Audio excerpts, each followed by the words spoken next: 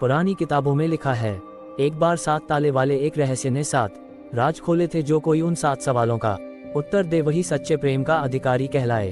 अरब देश का राजकुमार हातिम ताई एक दिन एक तिलिस्मी मंदिर में एक रहस्यमयी किताब पढ़ रहा था। तभी एक अजनबी आया, आंखों में दर्द, चेहरे पर याचना। अजनबी बोला, मेरी प्रेमिका एक श्राप में बंद है। 7 रहस्य उसके और मेरे प्रेम के बीच दीवार बने हैं। एक तांत्रिक ने उसे एक श्राप में बांध दिया है।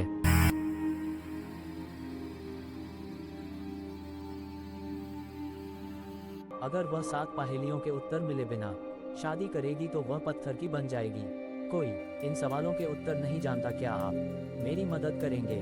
हातिम ने कहा, मैं तुम्हारे प्रेम की परीक्षा दूंगा और 7 लोगों में भी जाना पड़ा तो मैं इन सवालों के जवाब ढूंढ लाऊंगा, चाहे इसके लिए मुझे काल की गुफा में ही क्यों ना जाना पड़े।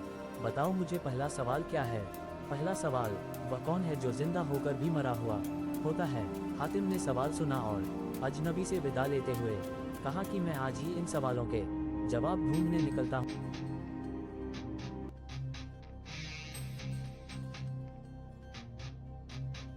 और यहाँ से शुरू होता है हातिम का रहस्यमयी सफर। हातिम को पहला संकेत मिला, उत्तर छिपा है कालवन के उस किले में जहाँ धूप भी डर कर प्रवेश करती है।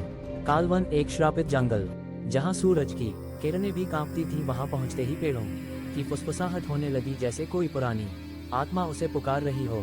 रास्ते में हातिम का सामना हुआ एक भटकती आत्मा से, जो न तो मर चुकी थी और ना जी रही थी। आत्मा बोली, तू क्यों आया है यहाँ?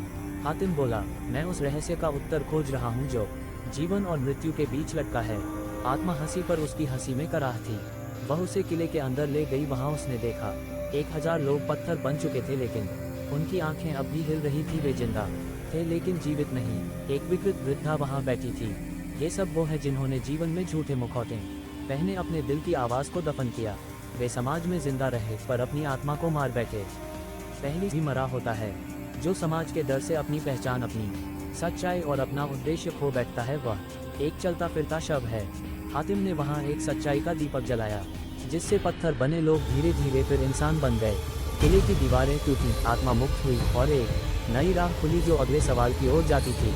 जैसे ही हातिम किले से बाहर आया, एक काली छाया आसमान से गिरी और एक रहस्यमयी आवाज गूंजी।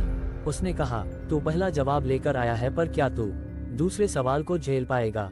दूसरा सवाल वह क्या है जो खुद हर रूप में आता है पर किसी को अपना असली चेहरा नहीं दिखाता? भाग 2 में जानिए इस सवाल का रहस्य। क्या हातिम इस बार भी जीत पाएगा या ये उसका अंत होगा?